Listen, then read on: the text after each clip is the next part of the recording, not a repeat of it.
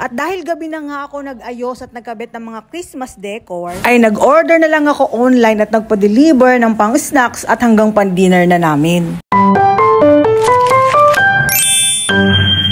Pangarap ko rin naman talaga yung malalaki at mga bonggang Christmas tree. Pero dahil wala naman kaming space na papaglalagyan, ganitong mini Christmas tree lang muna ang in-order ko. Last year pa nga itong Christmas garland ko na ito. Basta na itabi mo talaga ng maayos ay mukha pa ring bago. Ganitong kulay nga ang gusto kong combination ngayong taon. Buti na lang talaga at mura pa ang mga pang Christmas decor ngayon sa online. Hapon na nga kasi ako nag-start magkabit ng Christmas decor kaya ginabi na rin ako. Happy naman ako sa naging result. At dahil nga ginutom na, eto nag-order na lang ako ng pang snacks namin. Buti nga at nagde-deliver itong Sulukan Snack and Sulugan House. Tinry ko nga yung kanilang overload pizza at itong kanilang red velvet at Okinawa milk tea with cheesecake. Sobrang na-enjoy namin itong overloaded na pizza at napagsaluhan namin ng buong pamilya. Sinamahan ko na nga rin itong kanilang sisig para pang dinner na rin namin ng anak ko. At in fairness sa sisig nila, hindi ito yung sisig na puro sibuyas or puro taba lang. May laman-laman talaga siya ng baboy at saka marami na siya. Sulit na rin sa presyo niya talaga. Ito yung mga available nila na silog meals, flavor ng pizza at mga snacks nila. At eto naman yung sa milk tea nila. Meron din silang 50 mil para sa mga nagtitipid talaga. Kung gusto nga rin magpa-deliver online ay i-message nyo lamang itong FB page nila o kaya itong si Ma'am Jenna Bolivar. Pwede rin kayo mag-walk-in order sa kanila. Bukas sila mula 8 AM hanggang 12 AM. Located nga pala sila sa Sitio Sulukan sa Pangpalay proper sa Rosa del Monte, Bulacan.